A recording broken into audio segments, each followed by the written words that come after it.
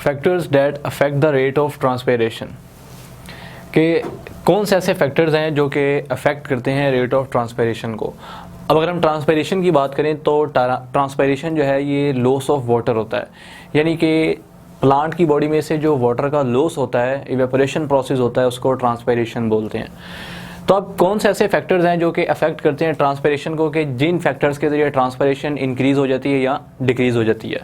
तो सबसे पहले अगर हम देखें तो टेम्परेचर है। टेम्परेचर जो है ये भी हाईली अफेक्ट करता है ट्रांसपिरेशन को। जितना ज़्यादा टेम्परेचर होगा उतनी ट्रांसपिरेशन ज़्यादा होगी, और जितना टेम्परेचर लो होगा उतनी ट्रांसपिरेशन कम होगी। यानी कि अगर हम बात करें टेम्परेचर की, तो जो टेम्परेचर जो है, जितना टेम्परेचर बढ़ता जाएगा तो जो एयर में ह्यूमिडिटी है वो कम होती जाएगी, यानी कि ह्यूमिडिटी रिड्यूस होती जाएगी। तो ह्यूमिडिटी रिड्यूस होने की वजह से जो ट्रांसपिरेशन है उसका प्रोसेस बढ़ जाएगा। अब अगर हम एक लिहाज से देखें तो every 10 degree Celsius rise in temperature, जो ट्रांसपिरेशन का प्रोसेस होता है, जो एवेपोरेशन का प्रोसेस होता है, वो डबल हो जाता है।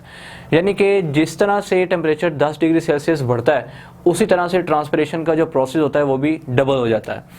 तो अगर एक लिहाज से देखें कि टेम्परेचर जो है ये जितना मर्जी बढ़ता जाए, इसका एक ख़ास लिमिट होती है, यानी कि एक ख़ास लिमिट रखनी पड़ती है हर प्लांट के लिए। तो अगर हम जस्ट बात करें तो जो ख़ास लिमिट होती है, अगर हम बात करें 40 to 45 डिग्री सेल्सियस, ये टेम्परेचर जो है ये बहुत हाई टेम्परेचर है। अगर इससे टेम्परेचर जो है वो एक्सीड कर जाए तो फिर जो प्लांट के अंदर जो स्टोमेटा होते हैं, ट्रीज़ वगैरह में स्टोमेटा हो जाते हैं, वो क्लोज हो जाते हैं। क्यों? क्योंकि टेम्परेचर बहुत ज़्यादा हाई हो जाता है। तो हाई होने की वजह से जो वाटर होता है उसका एक्सेस लॉस होना शुरू हो जाता है प्लांट की बॉडी से। तो इस वजह से जो स्टोमेटा होते हैं वो क्लोज हो जाते हैं, ताकि जो एक्सेस लॉस है वाटर का वो उसको रिड्यूस किया जाए। तो अब एयर ह्यूमिडिटी नेक्स्ट है हमारे पास, एयर ह्यूमिडिटी। तो ये जो एयर ह्यूमिडिटी है ये भी बहुत ज़्यादा इफेक्ट करती है प्लांट्स की जो ट्रांसपिरेशन का रेट होता है उसके ऊपर।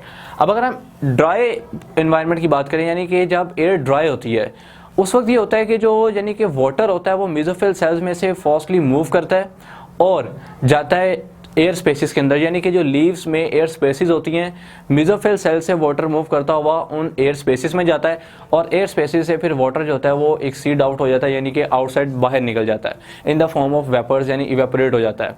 तो इस प्रोसेस के दौरान जो ट्रांसपिरेशन होती है वो बहुत बढ़ जाती है। अब अगर हम बात करें कि एयर में ह्यूमिडिटी बहुत ज़्यादा है, तो एयर में ह्यूमिडिटी ज़्यादा होने की वजह से जो ट्रांसपिरेशन रेट होता है वो बहुत ज़्यादा स्लो डाउन हो जाता है, यानी कि ट्रांसपिरेशन इवेपोरेशन प्रोसेस जो होता है वो बहुत ही डिक्रीज़ हो जाता है, रिड्यूस हो जाता है। नेक्स्ट अगर हम बात करें तो वो एयर मूवमेंट की बात है कि एयर मूवमेंट क्या है। अब अगर हम विंड की बात करें, जो हवा तेज़ चलती है, यानी कि जो एयर होती है वो मूवमेंट में होती है, तो उसके दौरान भी जो ट्रांसपिरेशन का रेट है वो बहुत ज़्यादा इंक्रीज़ कर जाता है। लाइक अगर हम बात करें तो प्लांट के जो लीव्स होते हैं इन पे एक्चुअली जो वाटर होता है उसके मॉलिक्यूल्स एग्जिस्ट कर रहे होते हैं, यानी कि वाटर के ड्रॉप्स एग्जिस्ट कर रहे होते हैं। तो इस तरह से होता है कि जो विंड चलती है तेज़, वो जो वाटर के जो ड्रॉप्स होते हैं प्लांट की लीव्स की सरफेस पे वो उसको एवेपोरेट करवा देती है, यानी कि इसकी वजह से जो ट्रांसपिरेशन का रेट होता है वो बहुत ज़्यादा बढ़ जाता है। अब अगर हम बात करें कि जो विंड है, यानी कि अगर हम बात करें तो विंड की, तो विंड जो है वो ट्रांसपिरेशन के रेट को बहुत तेज़ करवा रही है। तो इसके बरक्स अगर हम देखें कि एयर जो है, यानी कि इसकी जो मूवमेंट है ये एट इक्विलिब्रियम है, यानी कि इतनी ज़्यादा फास्ट नहीं है, तो ये ट्रांसपिरेशन के रेट को नॉर्मल रखेगी। नेक्स्ट हमारे पास लीव सरफेस एरिया। जाहिर सी बात है जितना सरफेस एरिया ज़्यादा होता है ट्रांसपिरेशन उतनी ज़्यादा होगी। क्यों?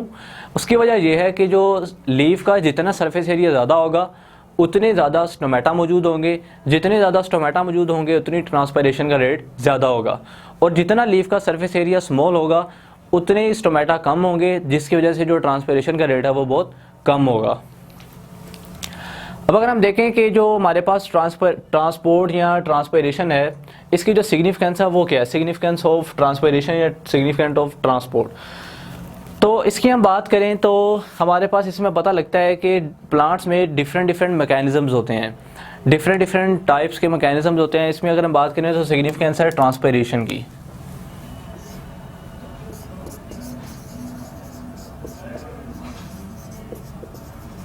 सिग्निफिकेंस ऑफ ट्रांसपिरेशन, तो इसमें अगर हम देखें तो लाइक अगर हम बात करें प्लांट्स की, कि ट्रांसपिरेशन कितनी ज़रूरी है और कितनी ख़तरनाक है।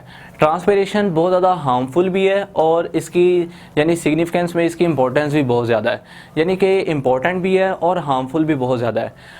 इम्पॉर्टेंट ये किस लिहाज से है? इम्पॉर्टेंट ये इस लिहाज से है कि जितनी ट्रांसपिरेशन ज़्यादा होती है, वाटर बाहर निकलता है मेसोफिल सेल से, और फिर पीछे से जो यानी कि मेसोफिल सेल्स हैं वो पीछे से रूट्स को स्टिमुलस देते हैं कि अब जो वाटर है उसको ज़्यादा सॉइल में से अब्जॉर्व किया जाए, यानी कि वाटर का ज़्यादा बाहर निकलने से जो रूट्स हैं वो ज़्यादा पानी को सॉइल में से अब्जॉर्व करती हैं।